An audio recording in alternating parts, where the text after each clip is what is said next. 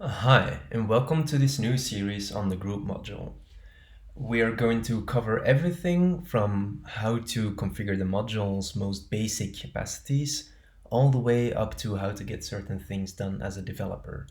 We realized that this type of video series is not yet available for group, and we wanted to provide it for you.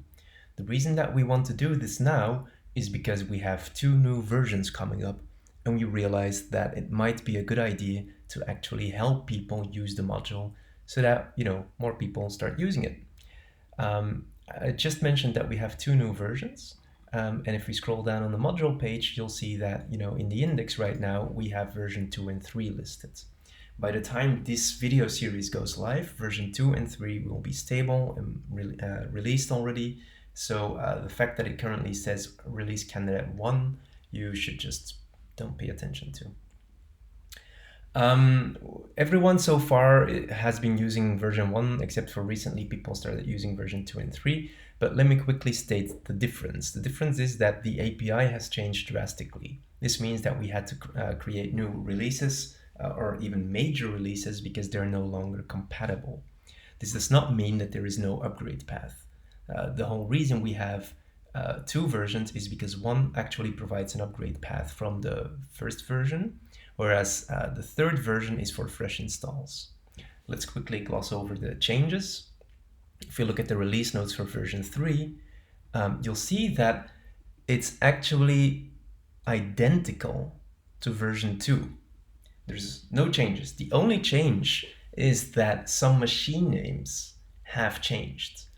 If that doesn't ring a bell, or if you're not developer type, don't worry. It's just that in version 2, we have the same sort of computer identifiable names as we did in version 1. And in version 3, we have new ones. We needed to create new ones for certain technical reasons, but it's really hard to change that in an existing installation.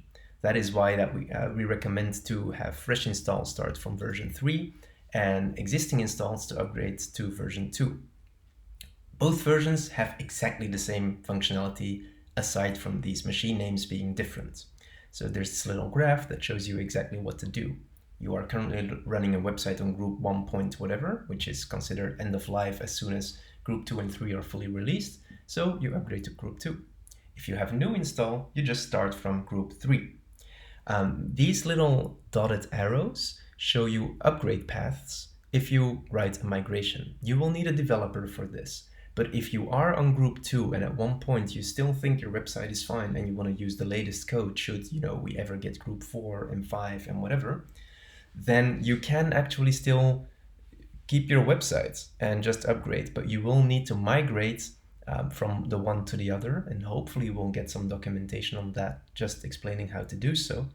But the only thing that this migration will need to do is make sure that those machine names, those computer identifiable names, are correctly updated. That's all. In all of the beta release notes so far, we've always pointed to version 2 for the actual information on the release. I'll try to make sure that both 2 and 3 always have the same release notes as soon as we have stable releases so that you don't need to click extra links to find what you're looking for. But for my personal comfort, I just currently always link to the other version.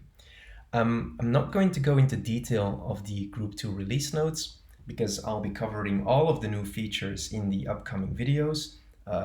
I'll make sure that I'll do those first so that people don't have to wait for that. And then I'll do a full series on how to actually use Group 2 and 3. In this case, we will be using Group 3.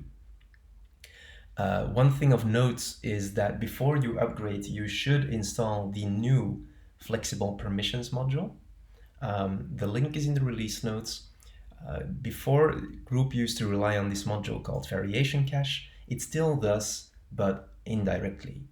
The Flexible Permissions module now actually is a part that uses Variation Cache, so Group can just rely on Flexible Permissions, which indirectly still requires you to have Variation Cache installed. But it looks like Variation Cache might actually make it into core.